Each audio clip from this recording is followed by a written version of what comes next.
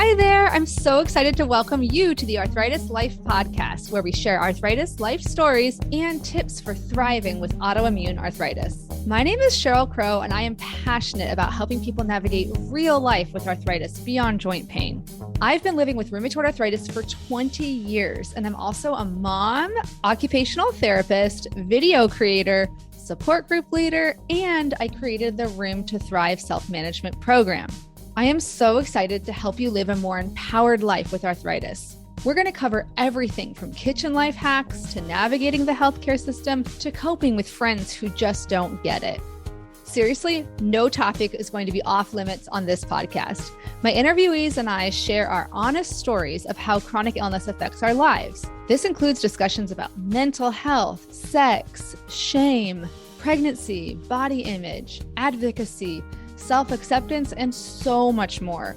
You'll hear stories from all ends of the spectrum, from a person who's living in medicated remission from psoriatic arthritis to somebody living with severe mobility restrictions and severe pain from rheumatoid arthritis. You'll hear how people manage their conditions in different ways, like medications, mindfulness, movement, social support, work accommodations, and so much more. You'll also hear from rheumatology experts who just get it. We'll dive deep into the science behind chronic pain and what's the latest evidence for lifestyle changes that can help you thrive with arthritis, including exercise, sleep, nutrition, stress reduction, and more. This is your chance to sit down and chat with a friend who's been there. Ready to figure out how to manage your arthritis life? Let's get started. I am so excited today to have a social media friend. Her name is Jessica Michelle Singleton to share her story on the Arthritis Life podcast. Welcome.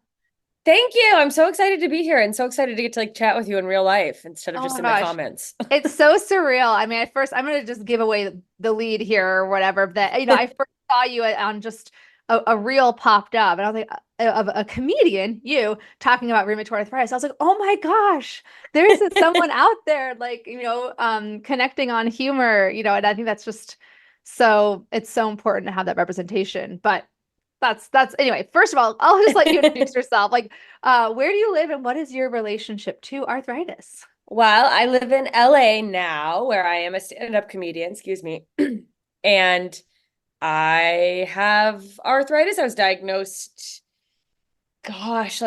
over 10 years ago, maybe 12 years ago now.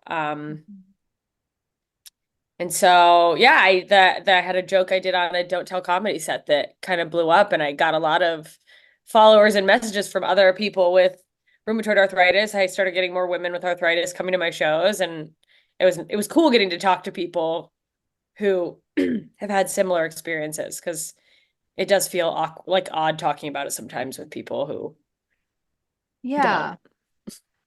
Yeah, I mean, there's such a barrier to understanding it, because if they hear the words rheumatoid arthritis, or just arthritis, they might think of like osteoarthritis, or who's this young, like, why is this young person talking about arthritis? Yeah, that's why I say that too, that it's like everyone's like, oh yeah, my grandma's back hurts when it rains. But it's having to explain it is like, no, it's a different kind, but okay. So, I've gone through the general roller coaster. I've been really lucky with mine. It's been slow progressing, and then as of late, which I guess maybe I'm like jumping the gun, but no, it's okay. I got blood work and stuff done a couple months ago, and mine right now is inactive. So that's been really cool. Wow. I feel very lucky. Yeah, no, that's the dream, right? Is to get everyone into either remission or low disease activity. And that's the ending. Let's start at the beginning. How did you get there? And first of all, how did you get your diagnosis? Because this is always like a saga, or often a saga. Well, what was so funny about my diagnosis is I started having joint pain in high school, and I lived in Alaska. That's where I went to high school, Anchorage, Alaska. And it was specifically in the winter, which it almost seems stupid to say specifically because the winter's so long. But I also played a ton of sports, and I have a mom who I love dearly, but we don't always connect on things. And I don't know if this is generational or if it's uh my mom specifically, or honestly, it's a good, I think, poverty we can't afford to always go to the doctor tactic is that anytime I'm also very neurotic, but anytime I was like, something's wrong, my mom would just be like, you're a hypochondriac, you're fine. So I told her about my joints hurting, and she's like, you play sports, you're fine. So I spent years being like, I play sports, and I guess I hurt. And then it wasn't until I was like 25 years old, I went to a walk-in clinic because I had terrible insurance. Mm-hmm. And I had, and as I say this, I'm like, maybe I'm like a little bit of a hypochondriac, but I'd had a lymph node in my armpit that was swollen for a couple days and it just hurt. Yeah, yeah. And that ended up being, I just had a cold that was being processed. But while I was in there, I offhandedly was like, also, sometimes my joints hurt. Yeah, yeah. And the doctor in there, like, bless this person, was like, what do you mean? Like, how bad? Where? And I was kind of like, kind of all over, really, like in my wrists and elbows a lot. And I said, I don't know if they hurt any more than any other person my age. And the doctor looked at my chart and was like, you're 25. And I was like, yeah. And they're like, people your age don't have joint pain. And honest to God, until that point, I thought everyone was kind of just walking around in pain and sucking it up. No, that's all you knew. That's Yeah. all you know. Yeah. That I was like, is this normal? And so they were like, we'll do, some blood tests. And I get the blood test back, and all of my like numbers were through the roof. So they're like, you need to see a rheumatologist right away. And that's kind of how the ball started rolling. And I went from there to rheumatologist, got a diagnosis, immediately wanted a second opinion because it's like, oh, clarity, but also denial. Are we sure? Completely. Yeah, Well, yeah. and the I got my diagnosis and they were like, okay, so we're gonna put you on methotrexate. And I was like, breaks. Yeah. Because I didn't know anything. I'd done no research. And I was like, methotrexate? That's pretty intense, right? Mm-hmm. I'm not even really taking ibuprofen for this. I've just kind of been buckling down. Like, Yeah, yeah, yeah. um, and at that point, I went back and I rearranged my budget and was like, how can I penny pinch elsewhere and get myself on slightly better insurance? Because I was like, let me at least, seems like this is going to be an ongoing thing. So let me try to mitigate whatever little bit of cost I can by getting ahead of that. Which are we ever? Who knows? No, but and I mean, it's just think I want to quickly just acknowledge that a lot of times when people think, what's it like to be a young person? So I was diagnosed at 21. Um, with arthritis or with inflammatory autoimmune arthritis. They'll think about the physical symptoms, but a lot of the burden of the disease or the stress around the disease is not just in the symptoms. It's the what you're talking about. How am I going to afford these medications? How do I, in my job in the United States, our jobs are tied to the insurance. So I remember I was working for a nonprofit that didn't have that good of insurance. And so but I was working there. I started working there part-time and then worked at a government job 20 hours a week so I could have insurance. Like this is like, what were you doing Yes. professionally? Were you in the Oh, entertainment industry or what were you doing? I had just, I think, less than a year before left my full-time job, which was at a nonprofit. So the Mhm. insurance was barely better than what I was on. Yeah. But it's like time to take the leap. And then I was like, I've left and the net is made of barbed wire. What's happening? uh, Yeah. but I somehow made that work and ended up going. I just was, the rheumatologist I saw initially might have been fine. It was just sort of, let me get someone I'm more comfortable with and that I can like talk to. And Hmm. and I ended up finding a woman who I was glad because I don't know. I think it's easier to talk to women. Women understand women's bodies more. And there are you read a lot about um how we get dismissed a lot. Well, I was gonna say you were, it sounds like, raised to call yourself a hypochondriac, and that's a really, to me, I feel like that should be a banned word, like, because I just think that, like, we shouldn't be shamed or accused of having a disorder for just like wanting to be, like, I get that there is such a thing as like an OCD, like health anxiety that needs to be treated, right? But then there's Yes. like, in a way, I mean, maybe you called yourself a hypochondriac, but you actually could have been that whole time. Like, your body is out of whack.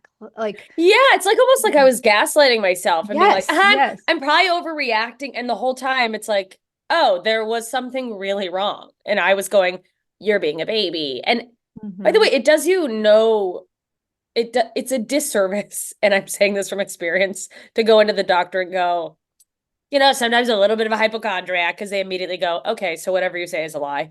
Like Yeah. not a lie, Yeah. but it's like she's probably overreacting. And it's like you have to be very clear and very specific Hmm. because I don't know. I don't know how much it's like the medical industry in America is terrible in so many ways. And I know there's places where I'm sure it's so worse, but so much worse, excuse me. But the way they'll just overbook appointments where it's like, yeah, they Oh, want to just get you in and out and stuff.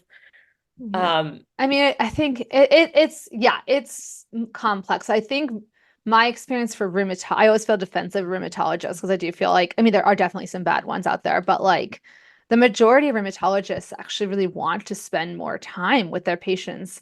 And a lot of times it's like they are constrained by some of the like systemic things like pressures or whatnot.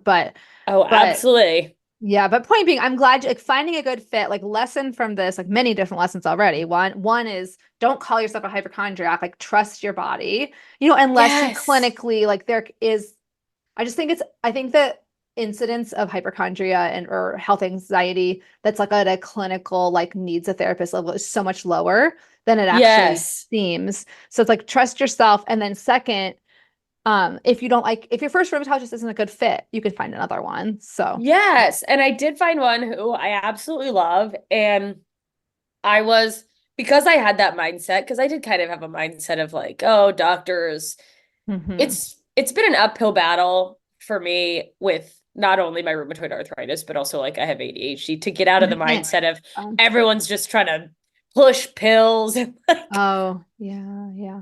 that in itself is my own journey that I had to work with. But I was I agree with you. I was surprised with how much time she took, and she, it was the last guy at the first guy I saw wasn't, she was literally like feeling my joints and like, let's Mhm. get some scans and like take some, imaging, and did another round of blood work. And I was like, oh, this person's actually like looking at everything. It was very just Mhm. comforting.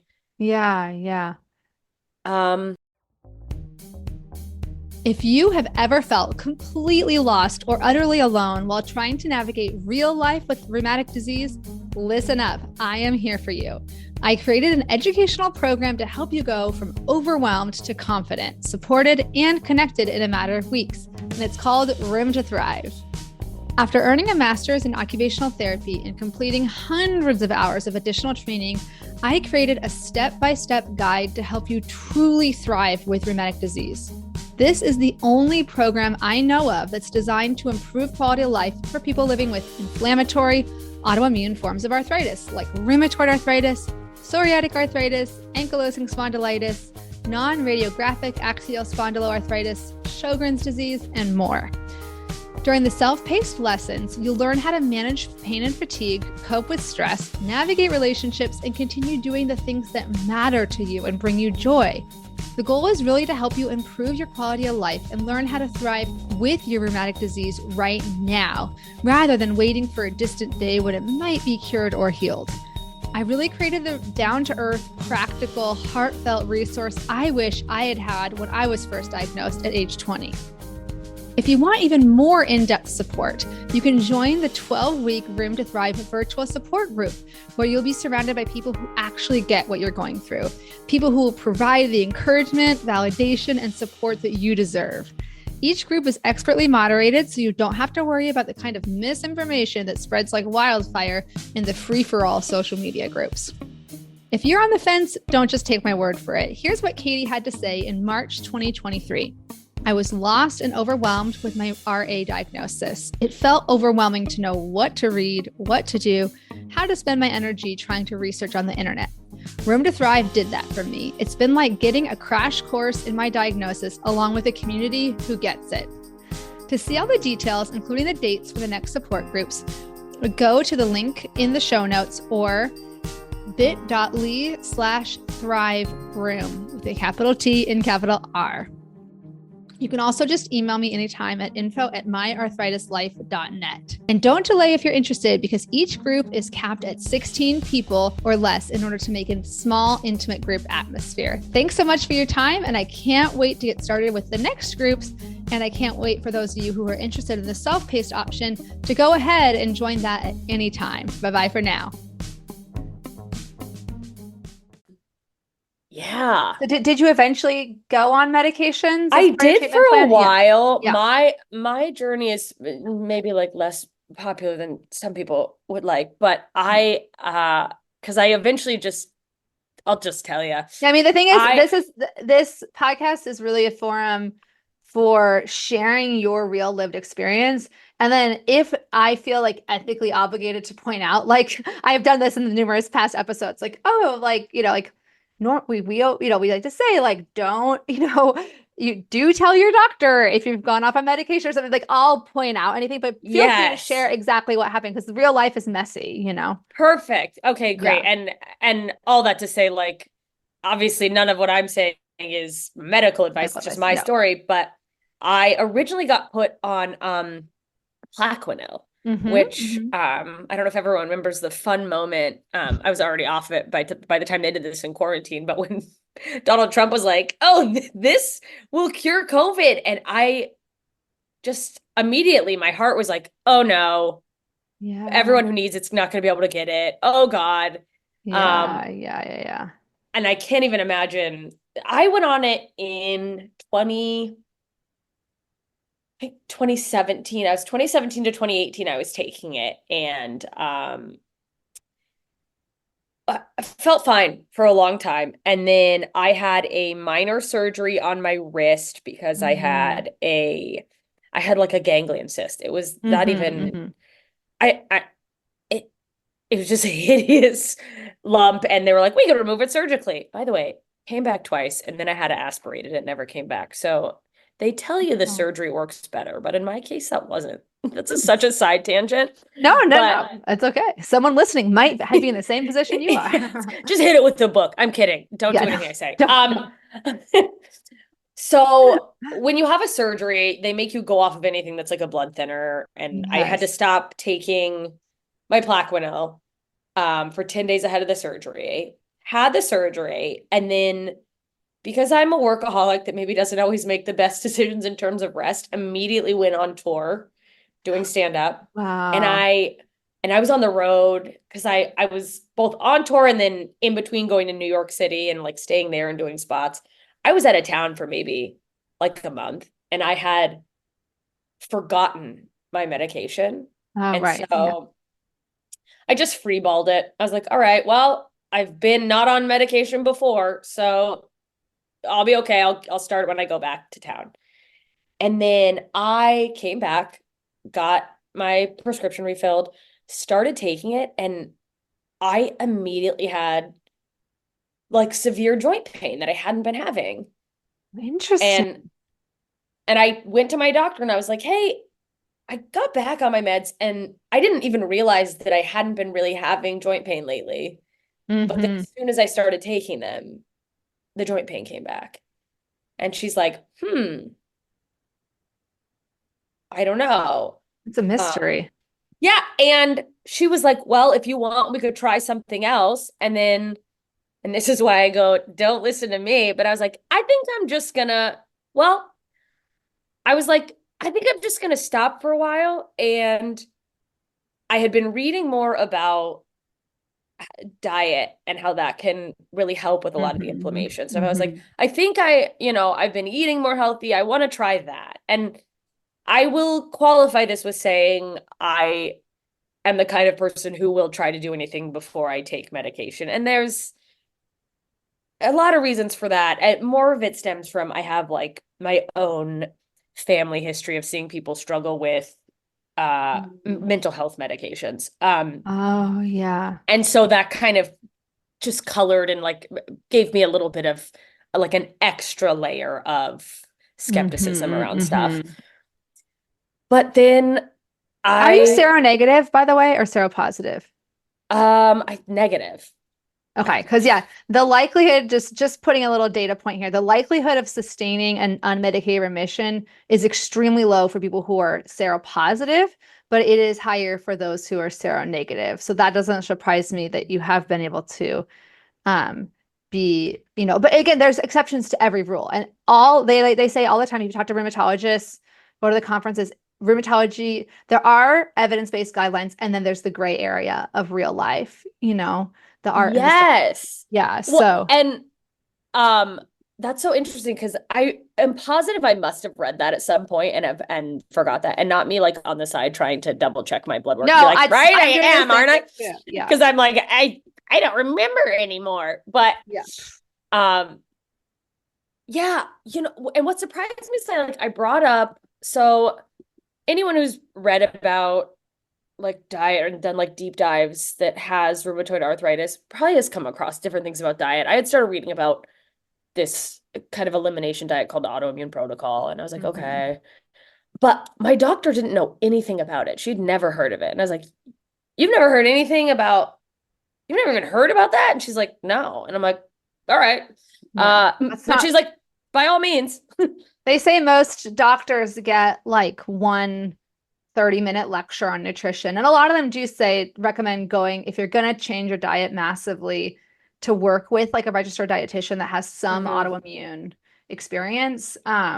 And I will put in the show notes just before we talk about diet specifically that in 2022, the American College of Rheumatology, for the first time ever, put out an evidence-based guideline for integrative treatments for RA. Integrative in this, in their definition, just means non-pharmaceutical. So and they I did love say, that. yeah, they recommended or they said the evidence was strongest for a Mediterranean whole foods plant focused, not vegan or vegetarian. Not based, but But just like yeah, heavy. just having like whole food plant-based Mediterranean. And overall, when they looked at the evidence, they were against any formally defined diet other than Mediterranean. But that said, that's the guideline at the population level when we're talking about in where's going to be your starting point with a new patient. But when you're a practitioner, whether you're a registered dietitian or like I am an occupational therapist, what evidence-based practice is not just what do the scientific studies say? It is a combination of that and what is the self-evidence of the patient you're talking to. Like if you tell me that you did XYZ diet and that's not the one that's recommended typically, but it's not harmful. It's just not usually one that they start with. I'm not going to be like, oh, sorry, you have to go back and like start this other that's the evidence that you need in your case would be it's working for you. Like, Yeah. like so. Anyway, it's I'm sorry, rabbit hole alert. No, but Like, that, I mean, that's just so true. And I have to tell you, as someone who loves food, and prior to us even coming on the air was telling you how I ate a hot dog last night and yeah. it has derailed my life. Um, I was honestly, because it was basically I started eating kind of whole foods, like just not Mhm. stuff from boxes, vegetables, meat, Mhm. and fruit. It was kind of is what I eat when every once in a while I'll get a little wild here and there, have some crackers, but like, Sorry. but that's what I started doing. And honestly, I love food so much, specifically junk food. I was devastated that it worked. Like I Yeah, was like, yeah. I didn't, because it was one of those things where I did the full kind of a full elimination for a month, and Okay. then this is classic me. Instead of easing my way into trying, like, okay, let's add one thing back in and see how I react, I just started munching on extra stuff. And it was another scenario where I didn't realize how little I'd been experiencing joint pain. Yeah. And then as soon as I started eating like sugar and adding back in a lot more gluten, it was like night and day. I was like, oh, the pain is back, like Mm-hmm. instantly, heavily. Uh, and so that was just an interesting, I don't know, piece of information for me, I guess. And I have the same thing. It's like, how do you notice an absence? Like if something I've been doing is working, then I have the absence of pain. And it's absence of pain or absence of fatigue is really noticeable if you've just had really severe thing. If you yes, just had severe pain and then you did an action and that action reduced your pains, it's very noticeable. But if you're used to living with this chronic kind of like background noise or maybe sometimes louder noise of pain, and then like it it kind of just chips yeah, away. Yeah. it's It's hard. yeah, you like take for granted Yes. being pain free or in minimal pain when it kind of is, yeah, when it's not a dramatic drop off immediately. Mm-hmm. And like I'll say, like I was wearing compression gloves nonstop. I was Mm-hmm. like doing all like so many extra things and on top of my medication and then like trying to be minimal about ibuprofen, but having days where I'd be like, all right, I just a little bit and Mm-hmm. topical creams and whatever, you name it. Up until that point, and then I don't know. I want to say it's been like because COVID, we were really locked down in LA for a while. And of course, like I think a lot of people with anything extra were on top of the normal stress, you're having stress because if you're immunocompromised or whatever. And Mm-hmm. Mm-hmm. and that put this other like Yeah, that fear in my head of like I don't want, I thank God I'm not on the medication because I like just crazy. I don't know, I don't want to say we all went crazy, everyone in my house went crazy. yeah. But It was I stressful. Yeah, it was stressful. Not There's a lot of unknowns. There was unknown of, I will for say for the record, sure. yeah, having your immune system, if your disease is active, meaning you're having active joint pain, all your typical symptoms like fatigue, that is not good for your immune system either, which is something a lot of people forget, right? Yeah, They're because like, well, the it's already in medications, overdrive, yeah. So probably. your immune Yeah. system, your immunosuppressant therapies like drugs, they suppress your immune system, but your immune system's already doing something wrong. So you're like, okay, well, it's doing something wrong. It's distracting itself from the ability to fight outside infections because it's so active attacking your joints that you actually need to Yes. suppress that part that's attacking the joints. But again, I mean, it's, what you're talking about really is like the real patient, like lived experience and like the like cost benefit analysis that take place in the ground level of your actual life, not just like I'm going to look at a clinical research paper. And Yeah. And then it's like, I'm stressed about, am I doing the right thing? And then the yeah, stress is yeah, causing flare-ups. yeah, And yeah, yeah, then, yeah, yeah, yeah, yeah. Oh, and all my like healthy lifestyle habits went out the window oh, within maybe yeah. like a month and a half of lockdown. It was just like, Mhm. I'm eating as a coping mechanism. I'm Yeah.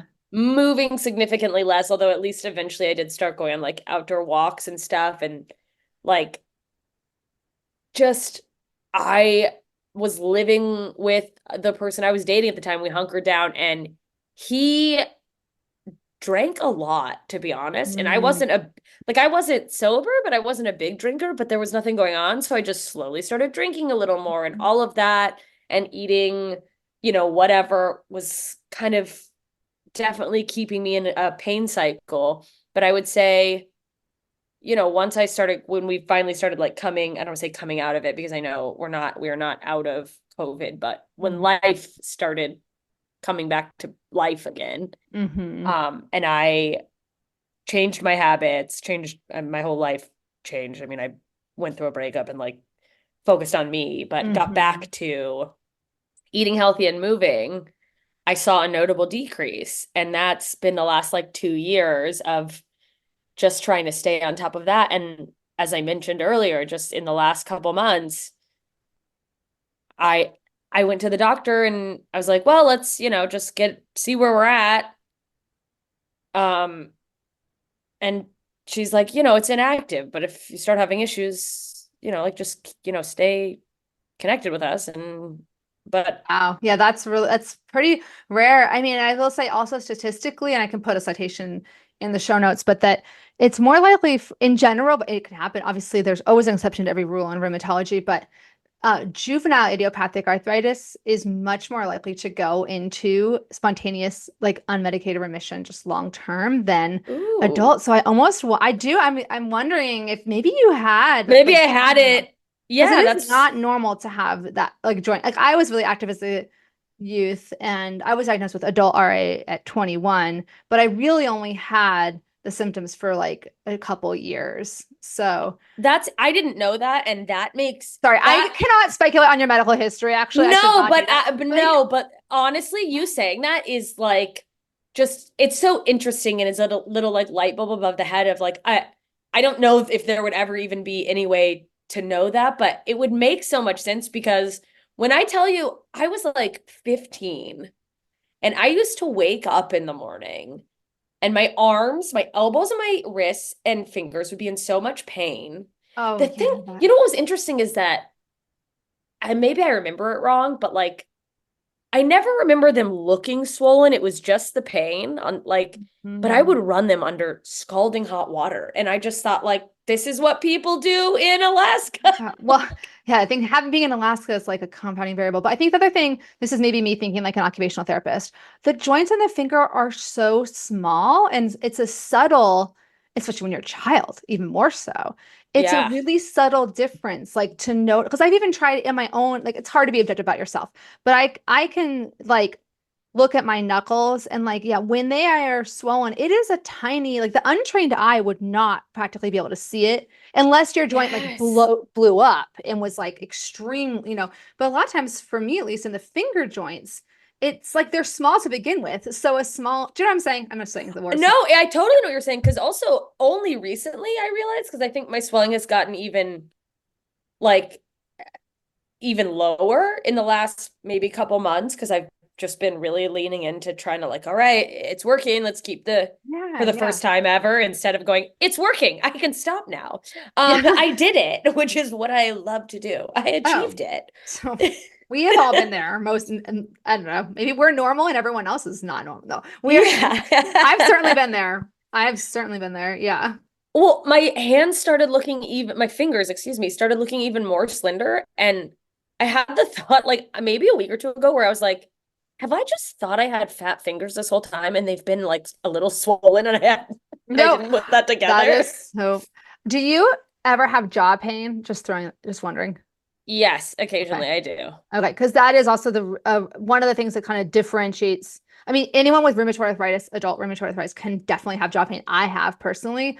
I mean, I'm on 21 years with it now too. So sometimes the longer you Ooh. have it, the more likely you have like random Oh my God, stuff. you look amazing, by the Oh, way. thank you. Thank you. Sunscreen. No, but the if you have juvenile idiopathic arthritis, which is a bunch of different subtypes, but it's more likely to affect your jaw, especially in your younger years. It's something about it changes how like your jaw bone grows. That I resonate with that. I've gone through little window periods of time where it's been like really bad. Yeah. Uh I know, and again, like I honestly, I'm gonna put like a disclaimer, like that I'm taking no, but what you're it's saying and thinking about like I'm not saying that like you actually had like I have no way of knowing, even if I was a doctor, I'm not a doctor. So just well, but we can all like a lot of times tie like put the dots together from things that happened earlier in our lives and yes, connect the dots.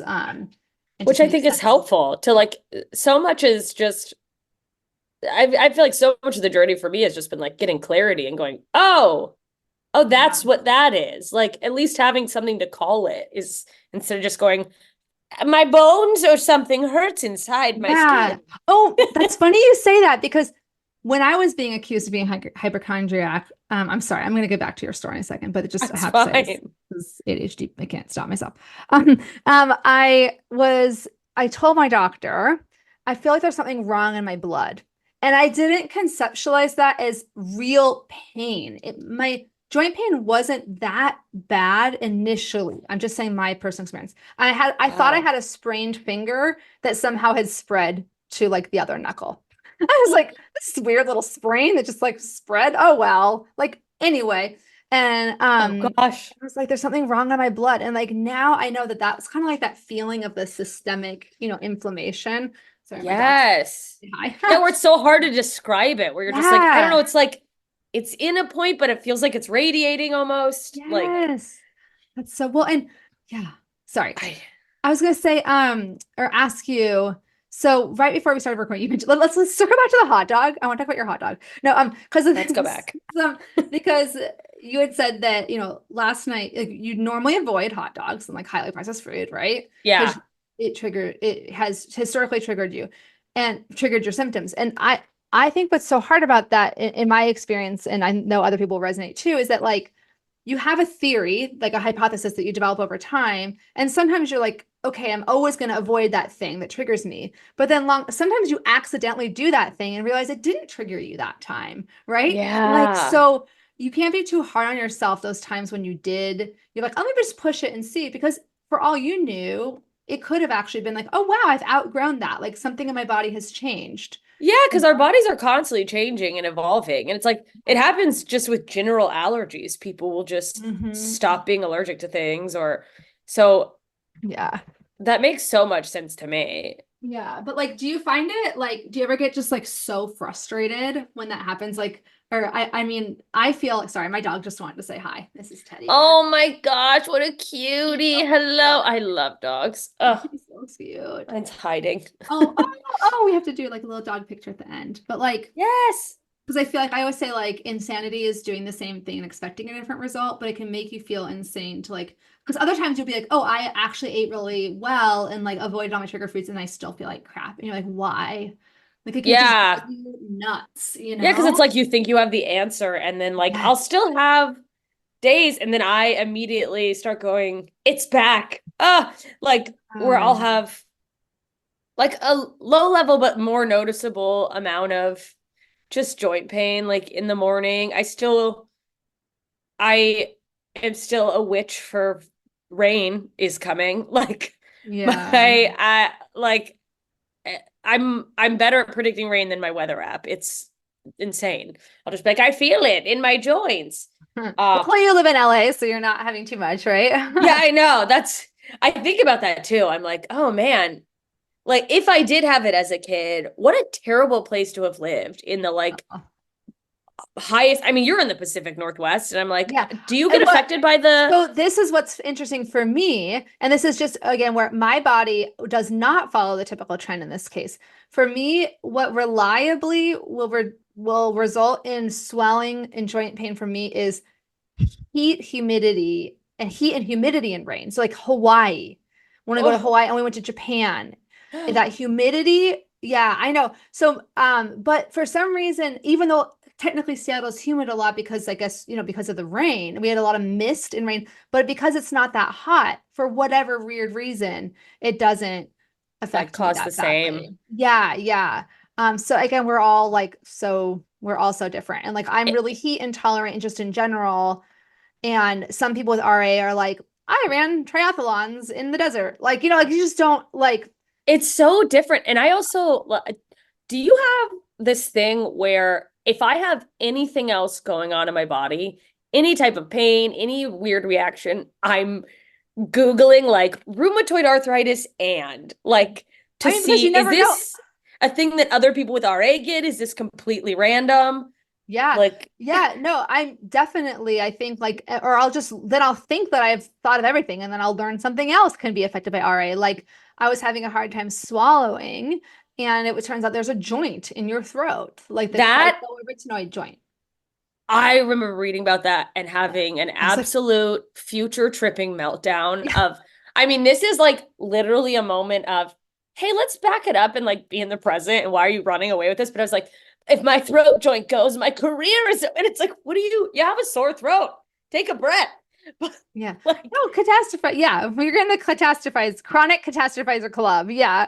Yeah. I mean, and it's part of your brain. I always try to say, my brain, thank you, brain, for trying to protect me. yeah, You're you did just it. you're Good working really job. hard. But yeah, like we can't predict, even if we could predict everything back that can happen, we can't do anything about it. So Yeah. just So it's chill. like, let's be here. Yeah. Oh, so Yeah. so it sounds like you're right now in like a really like a no active disease state, which is Yeah. super It's, cool. Cool. I was like crazy yeah. cool. Yeah. Yeah, no, I mean it is, and I'm trying to not. It's I still have that You want to like, jinx is it the like other shoe gonna drop of it's yeah. gonna like if I'm too grateful, if I'm too like happy about that, is it gonna be like, ha ha, I'm back? But Or like she I said, like we recorded this episode on September 11th, 2024, and like now you're listening to it and like, oh, actually, yeah. No, but yeah, all you have is the present. All we have, and that's, I mean, most people like me, it's very unlikely that I will be in a no disease activity state just based on the severity of my RA when I got diagnosed. I'm positive, positive on like all the markers. But right now I'm wearing this as a flu. Yesterday, flying also makes me flying gets me a little bit too, yeah, still. Yeah. but normally I'm in very low disease activity with the medications I'm on, primarily in lifestyle stuff. But you know, it's all you can do is just, I have the same shoe dropping worry. Like even if this isn't a perfect state, it still could be a lot worse. So is this the best I'm ever Yes. gonna feel right now? I don't know.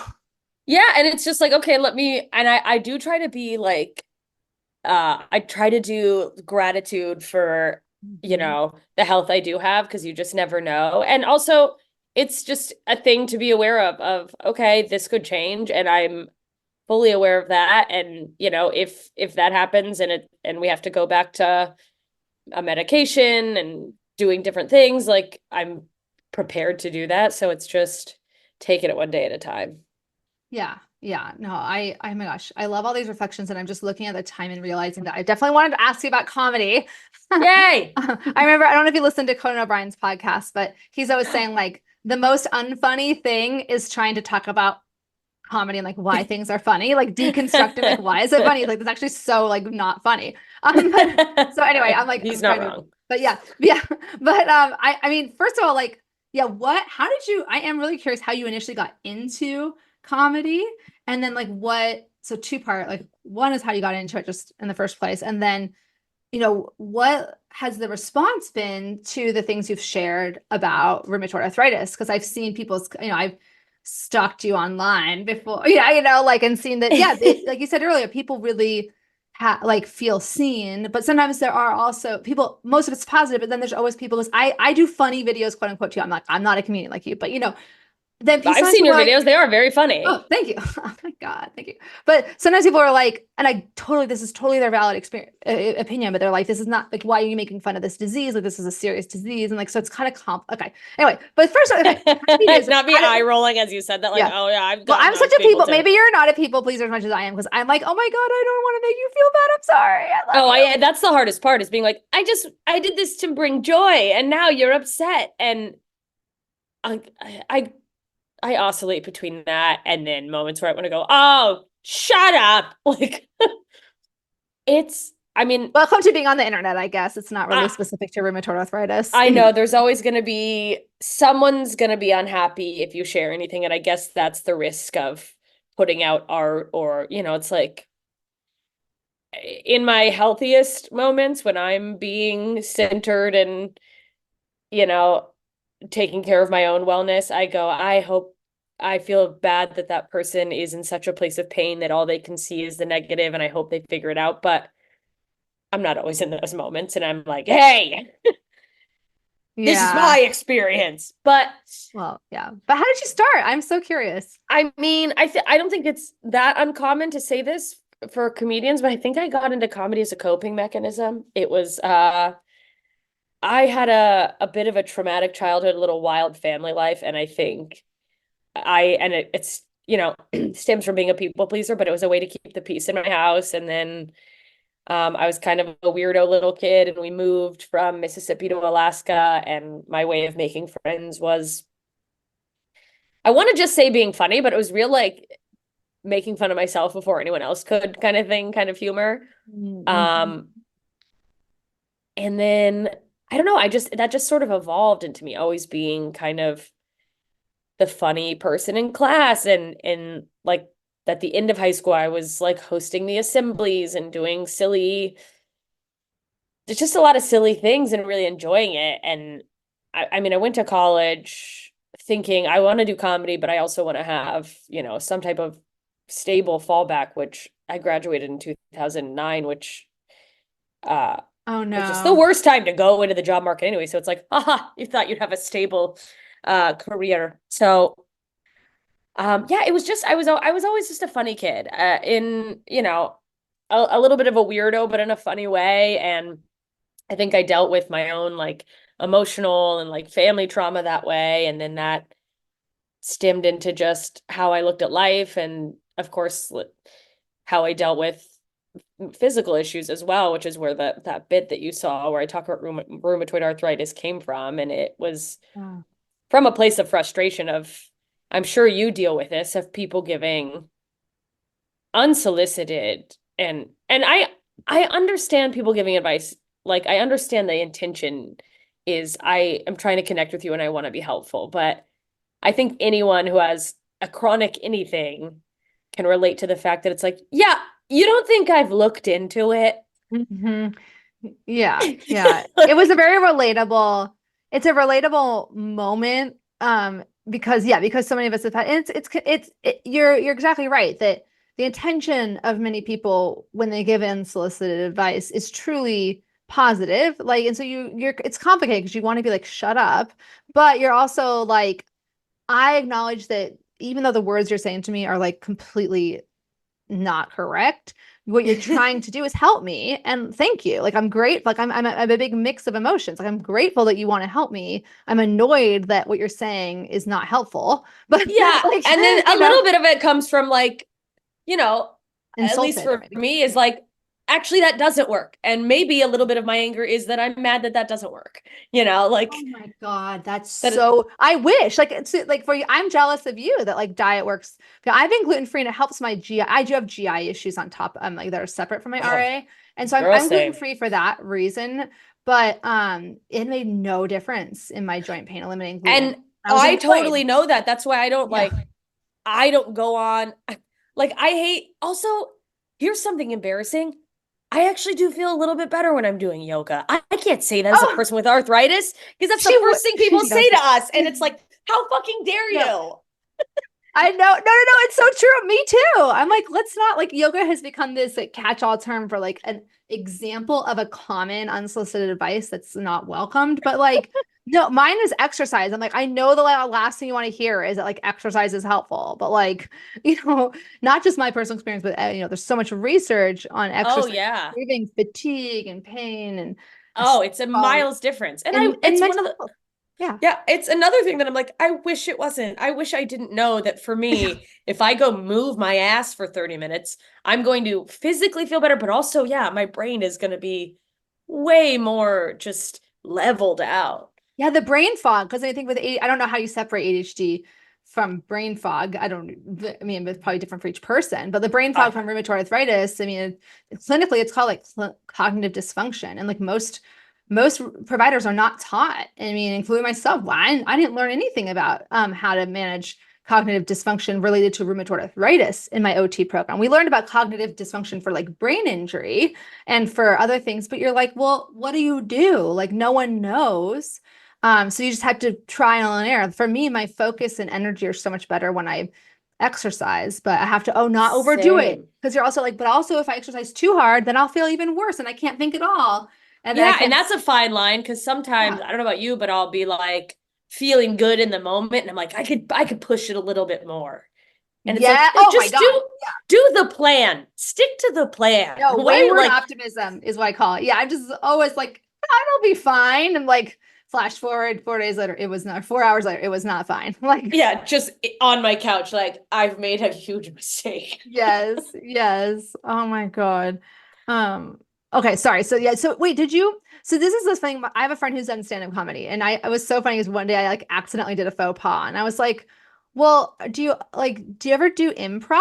Like, do you also do improv? He's like, oh my God, oh my God, oh my God. These are So like many stand-up comedians are so different. mortified by that. Yeah. I was like, I wait, love improv. oh, good. Okay. Okay. I was just gonna ask you like what made you start the stand-up specifically? Is it just that that was just a like did you start it in college or I had done I didn't know that this is kind of a unique thing, but my high school and the high schools in the city I grew up in had improv teams, and we would do Oh my God. In Alaska?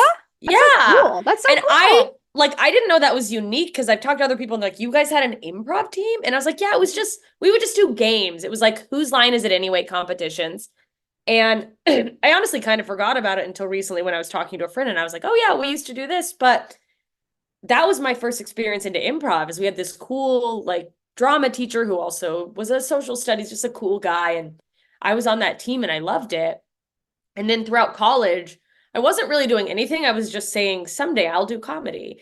Like at the time, I thought I would love to be on SNL one day. And I say that I'm not turning down SNL. No, I don't want to, I'm not like, I've moved on. But I didn't know how do you get on SNL? And I had heard through, I've watched interviews and read books and stuff of some of them are stand-up comedians. So I was like, I'll try stand-up comedy. And I signed up for an open mic. And just the first time I did stand-up, like the first laugh I got, it was like it was just a feeling. It was like I found the thing that I was supposed to do. It like ignited some sort of, honestly, I want to call it a spark. It was just a sick addiction where I was like, I gotta do more. But No, I've heard that from other like just again, I'll be like, this is like my expertise is listening to the like Conan O'Brien's podcast and a bunch of other like comedian podcasts. But, like a lot of them say that. Like it's like this lightning bolt that happens the first time you try it. It's so fascinating to me. yeah, it's like I didn't expect that to happen. I just thought like, oh, I'll go up and see how this goes. And Just try it, have it was fun. just like, this is what I want to do. I want to do this. And so And now you're doing it. I'm sorry, that is so cool. it is. I worked another year. I was just like, it was my last semester of college. I worked another year, 3 jobs, just saved. I was going to college in Florida at the time. And then I drove out to California and hit the ground running. And I did take some improv classes at first and also do stand-up. And what I realized is it's very hard to really make anything happen if you don't lean all the way into one. So I just made the choice of I'll lean into stand-up. Honestly, probably at the time because it was cheaper. Because improv, you kind of have to almost do classes to meet people, and I'm like, stand up, I can go to open mics and just show up. And Yeah. But I also love think both. it's like I'm a kind of a control freak, so but I'm also very social. So yeah, I think I feel like I like both of them. For different reasons. Like I would like I have zero experience doing any of these. This is just my head. In my head. I've also been like, I want to be an SNL one day. Like I'm 43 years old. Have I taken any action towards that? No. It's just this is a thought experiment in my head. A dream we all have. Yeah, a dream we all have. I'm like, okay, like the stand-up comedy is like you can control what you say. Yes. So those who are listening don't know. It's like that's the people who like go up and they're like, hey, it's Jerry Seinfeld. Like, what's the thing about corn nuts? Like, just one person in a mic. Yeah. Versus like that's great. I tell it to my husband all the time. He's like, shut up. Like he's like, oh god, she's doing corn nuts again. Disgust. But then the improv is where you're with a group of people improvising like each night. Yeah, like making it up on the spot. And that is what I liked about improv. And so there's a school out here that a lot of big SNL people have come out of, called the Groundlings. And I did their classes I listened to Dax Shepard too. He has psoriatic arthritis. I didn't know that. And he talks about it honestly. His podcast episodes are very long. So if you listen to all of them, he has like a fact check at the end, which is really just like a chit chat with him and the co-host Monica. And they chat like about literally the most random stuff and a little bit of like 2 seconds of fact checking. And then he'll be like, oh, and he talked about diet too. Like dietary changes have a really positive impact for him. I'm so sorry. I keep jumping in, but he talks to the Groundlings a lot. That's like where he met. He like became friends with Amy Poehler there, I think. I think. Or no, not Amy. He became friends with Amy later, but anyway. I did the program last year in between because it's like it's classes and then you can eventually if you graduate all the classes then you can become like they have a thing called Sunday Company and Main Company that do these big performances. I couldn't do those anyways, I realized at a certain point because they're Friday, Saturday nights and I'm like, oh, that's when I go on the road. But I did the classes and everything and I just had the best time and it was because I'm a bit of a control freak too, a bit. Anyone who knows me is laughing going, a bit. I won't tell. It's an exercise in being present and also letting go of control. And aside, like, I really loved that. I think it was something I needed, but also I had the luxury of going into the program. You know, a lot of people come out and it's the first thing they do and they're like, I'm gonna make it. And which is there's nothing wrong with that. But because I've already in my own way, I'm still up and coming in terms of being a big name in stand-up comedy, but I make a living doing stand-up comedy. I'm very grateful for that. That's it, the fact that that's hard to do is not lost on me. It sort of eliminated this pressure of I'm in this class to try to make it. And I was able to go in and go, this is just for fun for me. And I needed that. And getting to do improv for fun, and you're not like the stakes, I gotta be better than the other guys. It actually, I think, it made me better than I would have been if I was like, how do I make this scene funny? It was like I was able to just be there and react. And I think everyone should take an improv class. It's a really incredible, fun experience, and you meet great people. That's so awesome. I just that offhand comment I didn't even know was like from my friend saying like, oh my God, how dare you? But so many stand-ups, it's like this. And what I noticed when I took the improv class was like, oh, well, this is going to be so inside stand-up comedy, but improv comedians aren't sitting around going stand-ups, but stand-ups are like improvisers. And I, for a little while, was pretty bi-coastal. Like before 2020, I was doing a lot of spots in New York. I'd go for chunks at a time. Sometimes I'd swap places with other comics. And in New York, stand-up comics are always like, oh, these LA comics. LA comics don't talk about New York. I'm like, I think it's because we're getting sun and we're happy and we're not trapped on the train. And I love New York and it's my favorite place to do comedy, but it's just such a funny disparity that like that and then stand-ups being like improvisers and improvs like you do. Everyone thought it was so cool. They're like, I love the Comedy Store. I've seen you there. Can we come to a show? And I'm like, this would never happen the other way around. That is so fun. No, it's so true. It's gosh.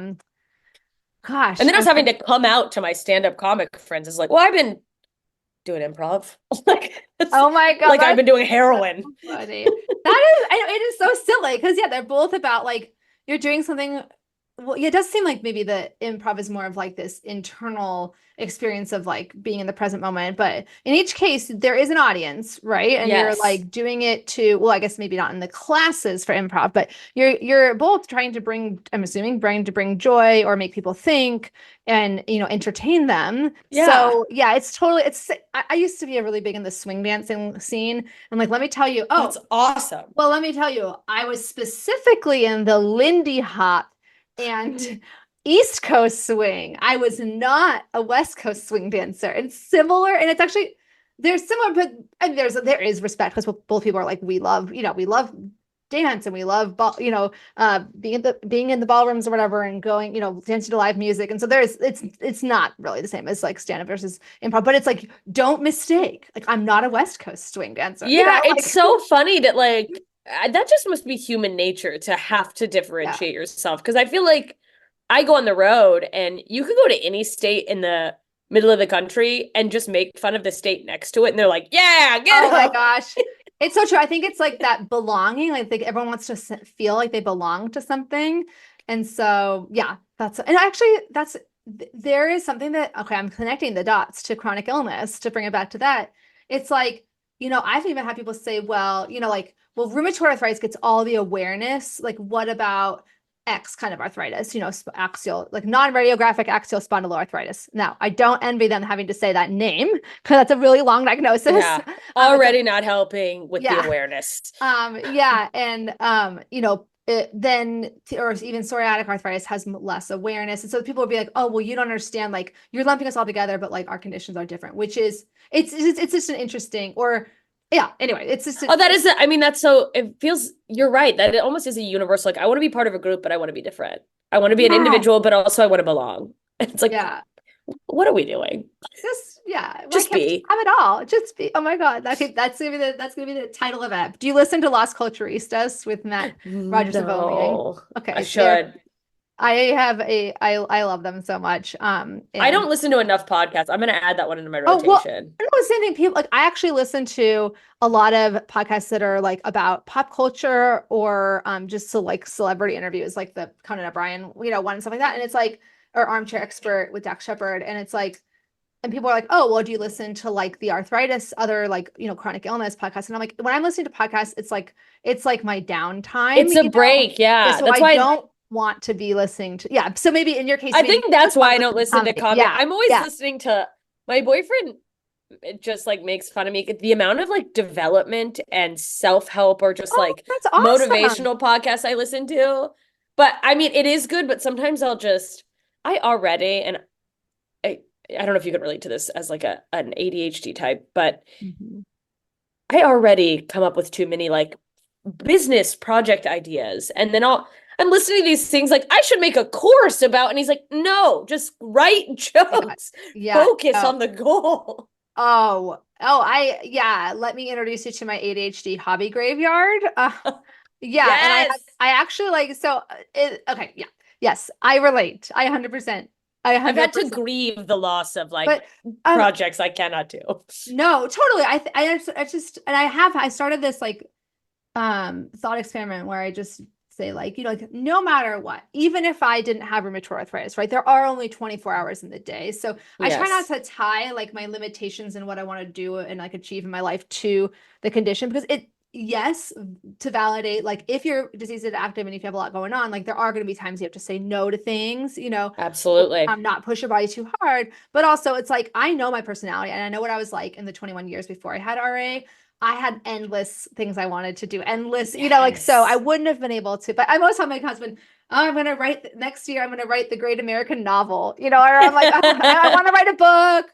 Yeah, I want to. Yeah, I Same. so many things. Oh, you should probably write a book. I want to start 3 different podcasts. It's Oh my like, gosh, yeah, it's okay. That's the thing. We need. It's like actually, I was listening. I was listening to a business podcast too, and it was like you need what do they call it? I already forgot, but it's like my auditory memory is really poor. Like my visual memory is really good. So when I read something, I remember it, but when I listen to it, I don't remember. It was something like you it's need like executors and then you need like visionaries. And so like I'm like the visionary, and I yeah, the start. idea people. Yeah, where the idea of people, I start the execution, but I need someone else to finish it. Like, Yeah, here's an idea. Can you do it? yeah, that's what we Because I need. have other ideas to idea. Yeah, yes. In grad school, I had a good friend who she was like, we were such a good team because I was the one that had all the ideas, and she was like, okay, so like let's funnel it down. I'm like, so out of these Yeah. 16 ideas, we're gonna do the one, and yeah. So it sounds like your boyfriend is like a good fit. He's been very good at like reining me in on, he works on the industry side of Oh, cool. entertainment. So that's just coincidental and has been very helpful though of like reminding me, hey, like here's the goals you set and also just like encouraging me like if you keep focusing on those, they're gonna keep growing. So don't let being in the middle because it's easy to just you get bored or like I didn't get the dopamine hit from, a Mm, quote big win or whatever when you're in the middle of a project that you get when that's- you start one and it's all mhm. excitement. Oh, so true. So true. Oh my gosh. When you mentioned a podcast, okay, so I should get on just time wise, only because I don't want to like I could talk to you all day. But I was gonna ask, like, do you have a favorite podcast or favorite book or show you've been consuming lately on Um, Big fan of Mel Robbins. Oh, Melra, she tells it straight. She does. I love her. And this a book I read recently, which I think is kind of related to what we're talking about with all our ideas, and I've honestly been pushing it on people, is I can't remember the author's name, but there's a book called The Perfectionist Guide to Losing Control. Okay, this is synergy because someone in my Room to Thrive support like group, we have an alumni group that keeps meeting. Someone there just recommended that to me. I just bought it. I haven't read it yet. I just finished it. It's Catherine Morgan Schaeffler is the author. I just looked it up.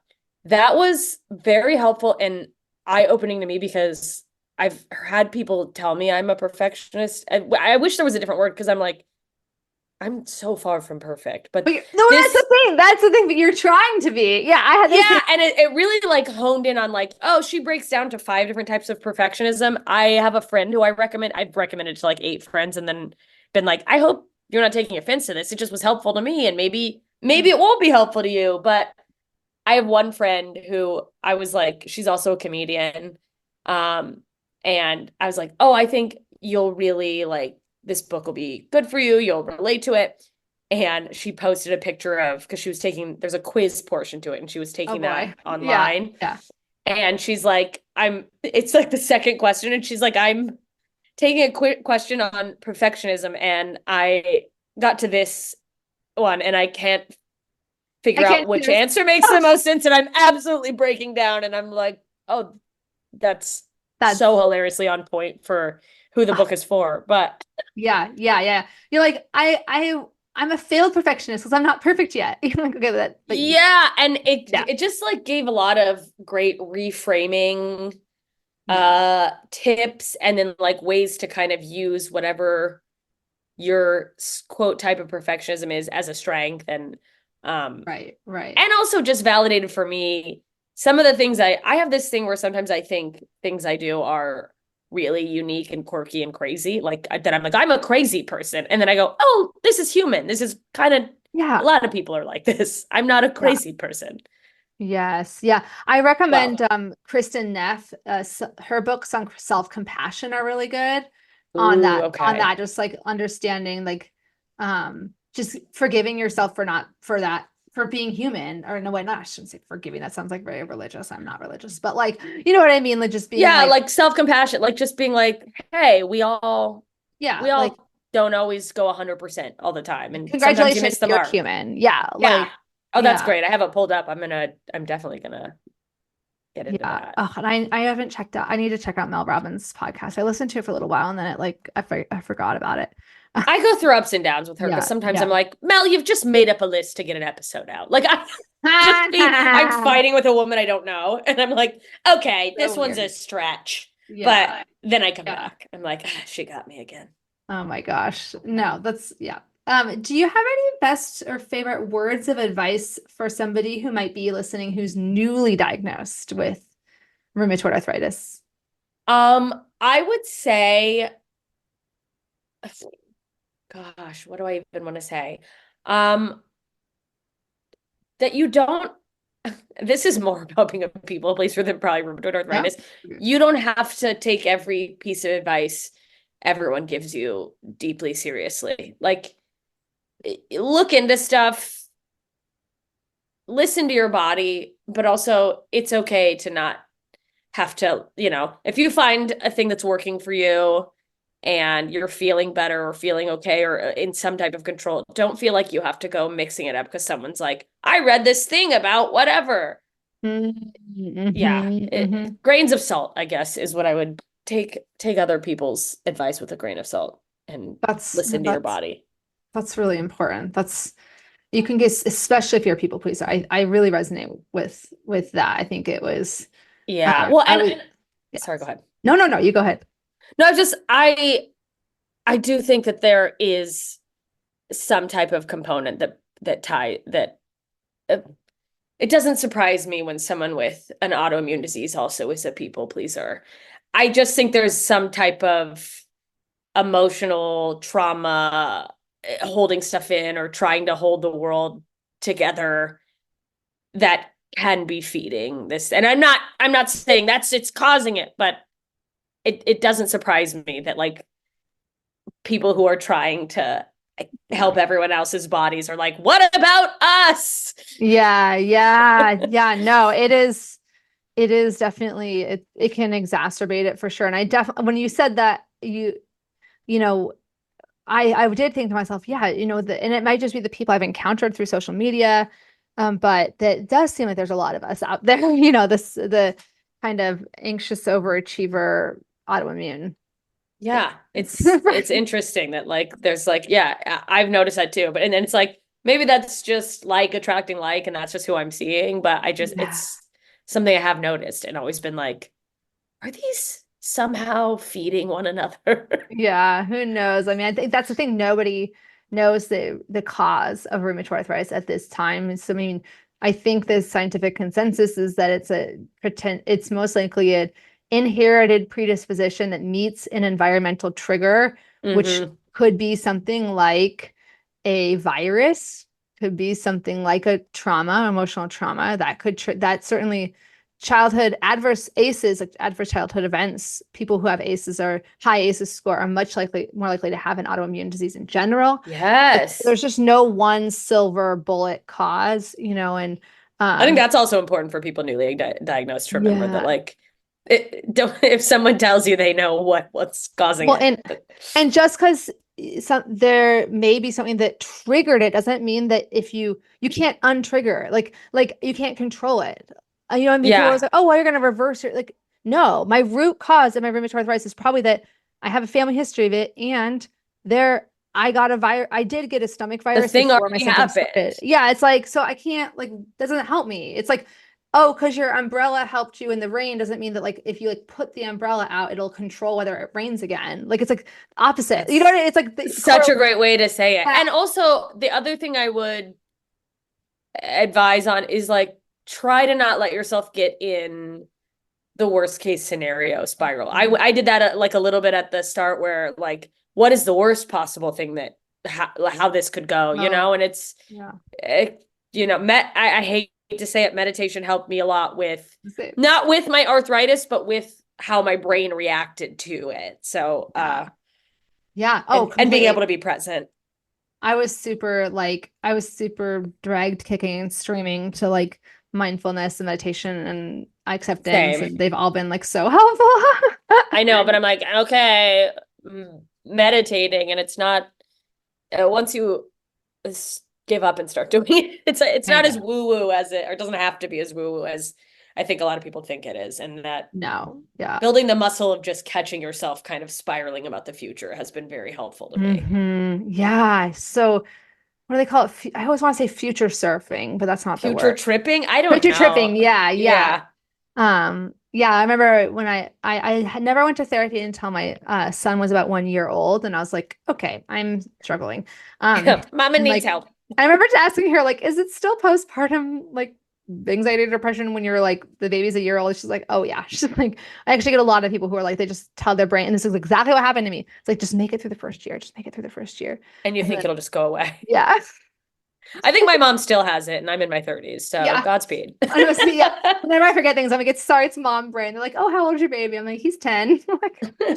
But yeah, I remember my therapist being like, it seems like you have this belief that if you just think about all the worst case scenarios, then like you're going to be protected from bad things happening. But like, has that actually been the case? Like, have you been able to control anything from doing that? Like, no. Like, so it feels good. What do they call it? Like, it's like spinning your wheels in the mud, like you feel like you're going somewhere, or you're doing something, you're expending energy, but you're not going anywhere. Yeah. And it's like through the act of just trying to do something, it's like you're trying to get this false sense of control. God, I relate to that so deeply. Oh my gosh. My therapist is like amazing. I need to clone her. Okay, last one of the rapid fire questions, but obviously which each can be like a long question, but is what is it? Yeah. What does it mean for you to live a good life and thrive with rheumatic disease? Even if it's well, for me, it just means being grateful when I'm having low pain days, and meeting my body where it's at, and doing what I can while honoring, that sometimes I have to take a little bit slower and pace myself, and being okay with that. And also that that my body has to operate a little differently than it used to. Maybe it isn't a failure, isn't a loss. It's just a change in how we do things. It operates how it's supposed to for me in this moment. And I guess that is that.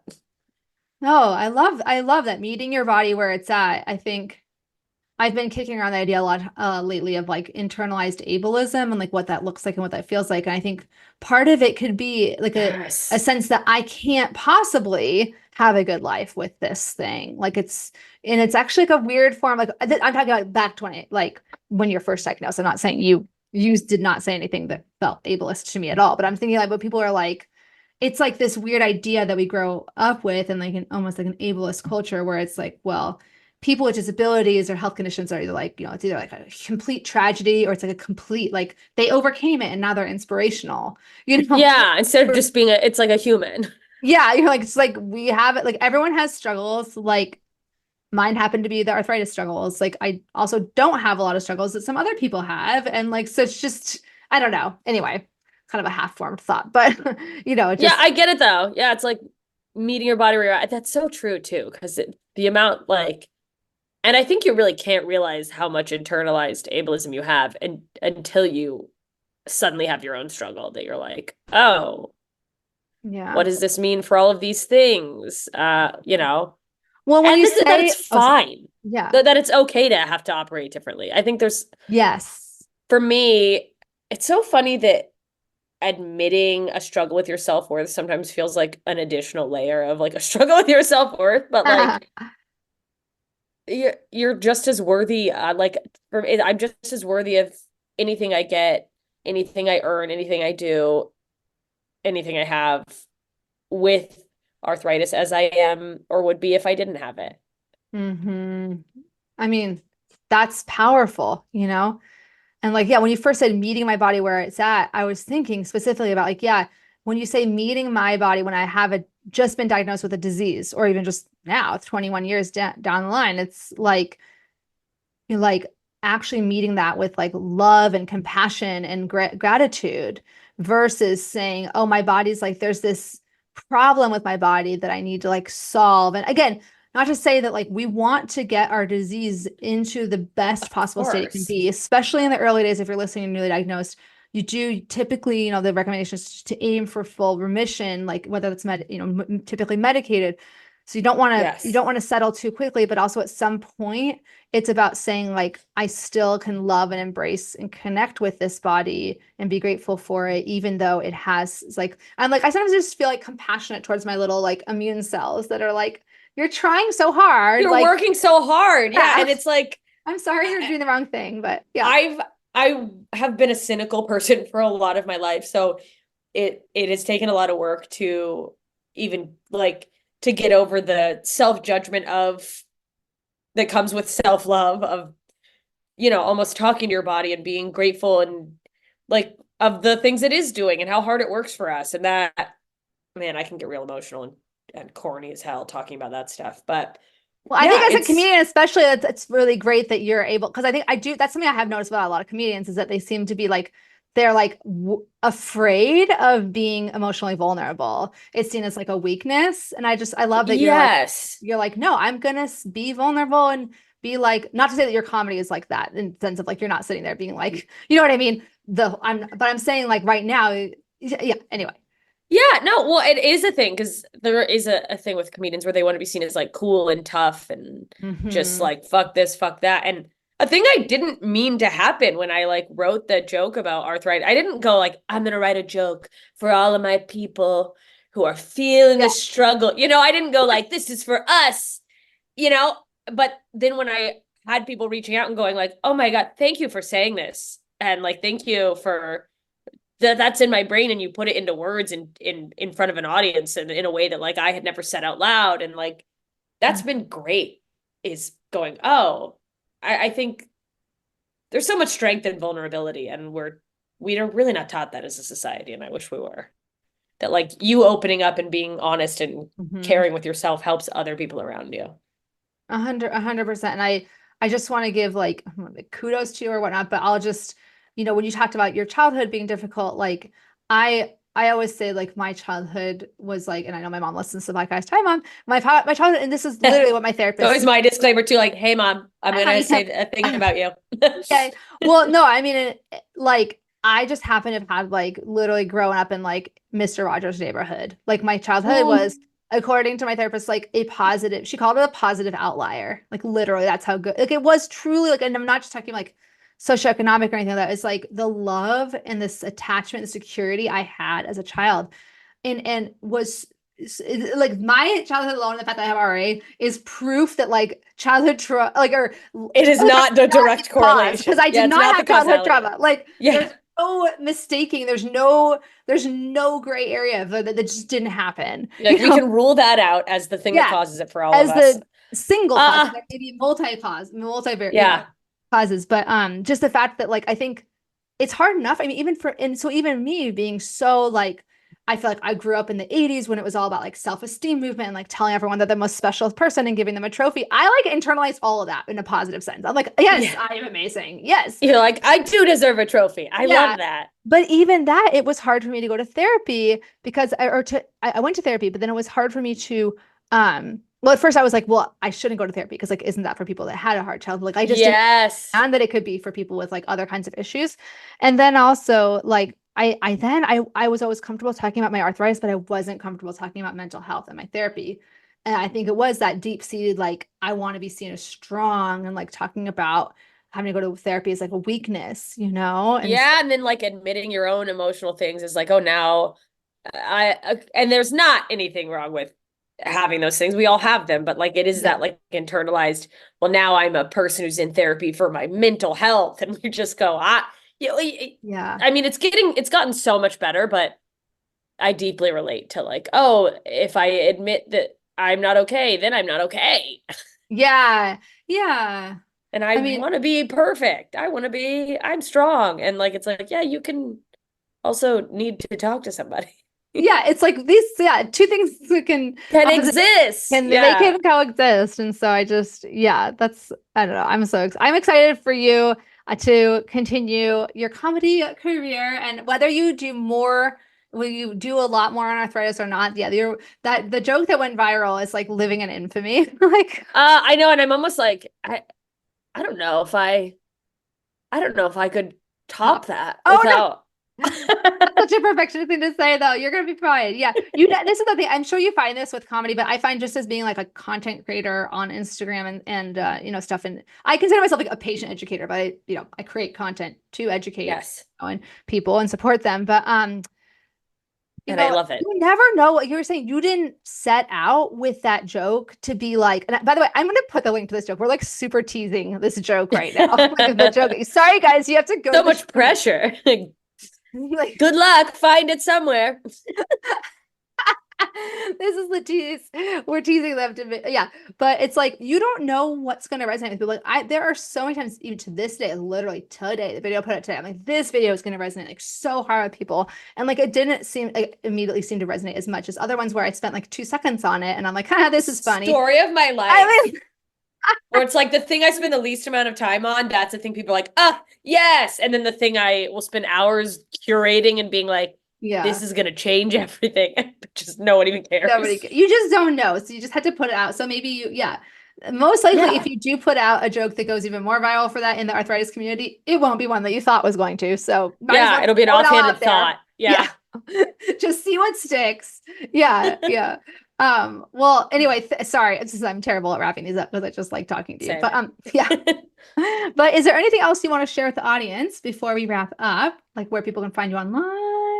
Yeah, you can find me pretty much all the major social media outlets at JMS Comedy. I have a podcast called Ignorance is Blessed where I just share my thoughts. I sometimes interview people about their expertise in their life or, random parts of their identity. And then That's such if a, I love that name, by the way. That's such a clever name. Thank you. I had to get over I spent a lot of episodes over explaining it like, hey, I know that that's the whole point of it. And then I just was like, oh, fuck it.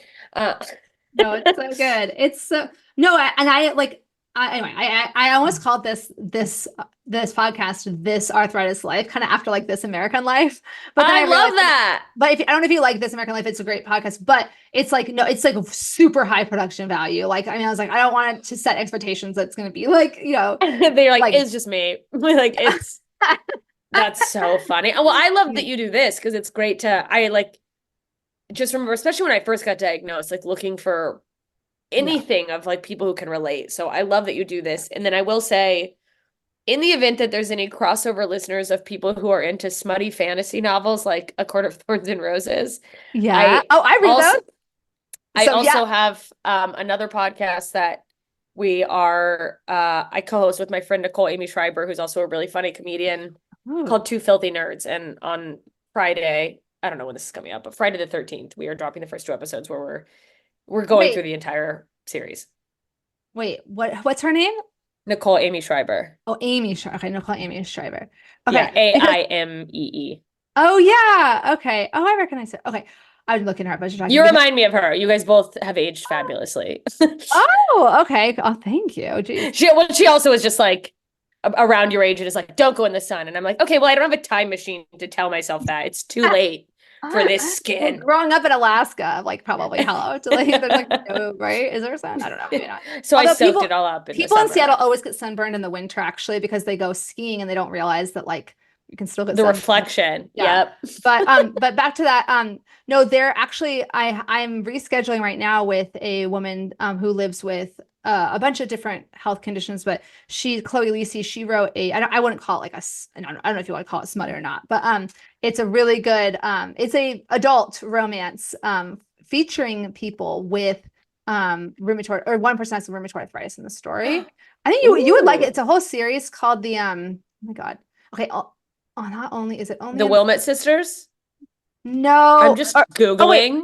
No, the other one, the Bergman brothers. Books. Always Only You, Bergman brothers. She was actually going to be on the podcast, and then I wanted to read some excerpts on it, and then it was like she wasn't sure. I had to talk to the publisher, and then we have to like figure it out. But anyway, so I didn't know that I would like that genre because I think it was totally like an internalized misogyny of like, oh, romance novels are just stupid or whatever. And then I read it. Yeah, and I was like, same. I was like, yeah.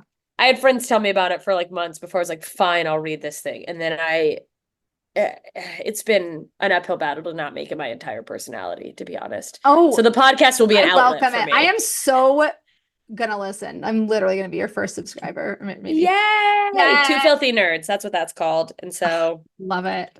Come on over. Oh, and it's the book talk is a thing, like book TikTok. Like people love talking about books, and it's been really fun participating in that. Oh yeah, I've gotten real sucked into that. Oh, okay.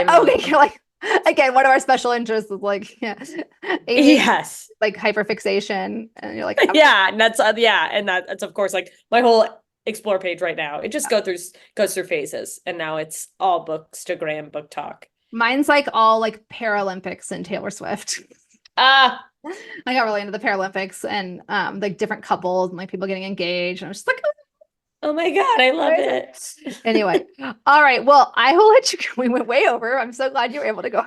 Thank you for having me. This was awesome. I really appreciate it. And I just love that you're doing this. So thank you for putting this out there. You too. No, I mean, all of your work is awesome. Even the stuff on about arthritis. Okay. So I'm not being biased about arthritis. Yeah. I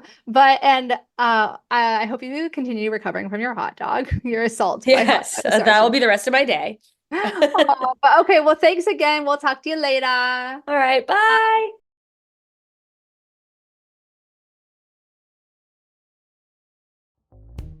Thank you so much for listening to another episode of the Arthritis Life podcast. This episode is brought to you by Room to Thrive, an educational program I created from scratch to help you go from overwhelmed to confident, supported, and connected in a matter of weeks. You can go through the pre-recorded course on your own, or you can take the course along with a support group. Learn more at the link in my show notes, or you can always go to www.myarthritislife.net. And if you like this podcast, I would be so honored if you took the time to rate and review it. I also encourage you to share it with anyone you know who might benefit from it. I also wanted to remind you that you can find full transcripts, videos, and detailed show notes with hyperlinks for each episode on my website, www.myarthritislife.net. If you have any ideas for future episodes, or if you want to share your story or wisdom on the podcast, just shoot me an email at info@myarthritislife.net. I can't wait to hear from you.